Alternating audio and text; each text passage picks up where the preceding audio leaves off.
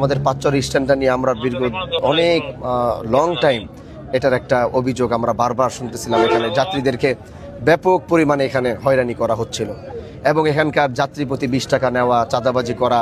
এখানে কোনো private car দাঁড়াইলে যদি সে ফিরতি গাড়িটা থেকে উঠতে চায় তো ওখান থেকে অতিরিক্ত 200-300 টাকা তার থেকে নিয়ে নেওয়া।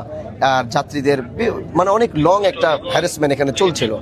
তো আমার কমিটমেন্ট ছিল এটা যে আমি তো আগেই বলেছি যে আল্লাহ যদি আমাকে নির্বাচিত করে এদেশের মানুষ আর কোথাও কোনো চাঁদাবাজি এগুলো কিছুই করতে হবে না। এবং সেই পরিপ্রেক্ষিতেই আমি যখন এখন একটু প্রশাসনিকভাবে একটু ভিতরগত কিছু কাজ করতেছিলাম, এই জন্য এত তাড়াতাড়ি এখানে আসতে পারিনি। তো আজকে সেই চিন্তা করে আজকে এখানে আসলাম এবং এখানকার প্রত্যেকটা বাসে উঠলাম, খোঁজ খবর নিলাম এবং এখানকার যারা লাইনম্যান আছে, দায়িত্বশীল, বেতনভুক্ত, তাদের সাথে কথা বললাম এবং কথা বলে যতটুকু বুঝতে পারলাম যে কিছু দুষ্কৃতী মানুষের কারণেই এই ভোগান্তিগুলো এখানে হচ্ছিল। তো সেটা আমি স্পষ্ট এখানে ঘোষণা দিয়ে দিছি এবং বলে দিছি যে এখানে যারা লাইনম্যান আছে, যারা বেতনভুক্ত, যারা গাড়ির মানে সরাসরি কোম্পানির সাথে জড়িত, তারা ব্যতীত এখানে আর কোনোভাবে কেউ আউটসোর্সিং বা আউটভাবে কেউ এখানে কোনো ধরনের টাকা উঠাতে পারবে না, কোনো চাঁদা নিতে পারবে না, কোনো ধরনের কোনো যাত্রীকে এখানে হয়রানি করতে পারবে না।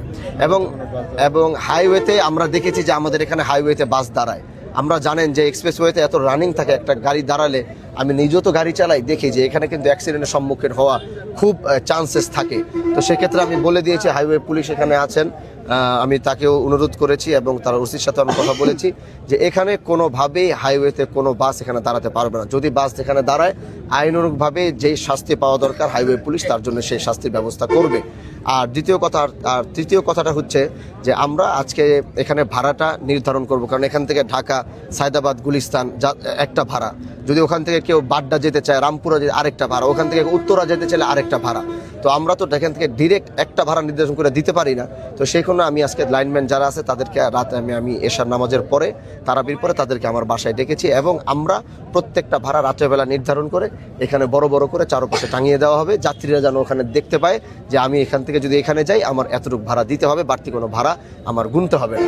আর আজকের পর থেকে আশা করি আমি অফিসারকে, আমাদের হাইওয়ে পুলিশ মহোদয়কে আমি বলেছি, তার হচ্ছে কথা বলবো, এখানে আমি চেষ্টা করছি এখানে একজন পুলিশ আমাদের এখান থেকে যাওয়ার পর একজন নিয়োগ দেওয়া, ট্রাফিক একজন দেওয়ার জন্যে, যে এটাকে মোটামুটি সব কিছু গুছানো না হওয়া পর্যন্ত এখানে দায়িত্ব পালন করবে এবং এখানে পর্যবেক্ষণ করবে এবং সেই রিপোর্টগুলো তিনি আমাকে দিবে।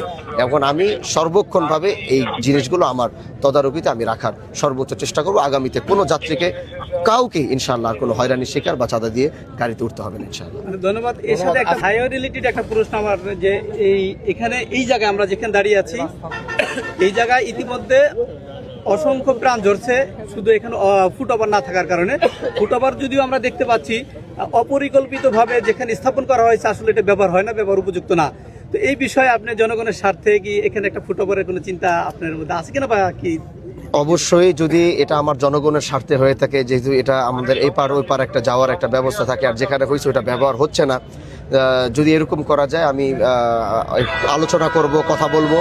যদি সেটা এখানে স্থাপন করা যায় নতুনভাবে, যদি জনগণের স্বার্থে সেটা করতে হয় তো সেটা আমার অবশ্যই করতে হবে। তারপরেও যেন কোনো দুর্ঘটনা, অ্যাক্সিডেন্ট যেন না হয়, সেটার জন্য রাষ্ট্রীয়ভাবে যা যা করা দরকার আমার একজন এমপি হিসেবে আমি সেটাই করবো। এটা ইনশাআল্লাহ কোনো সমস্যা হবে না।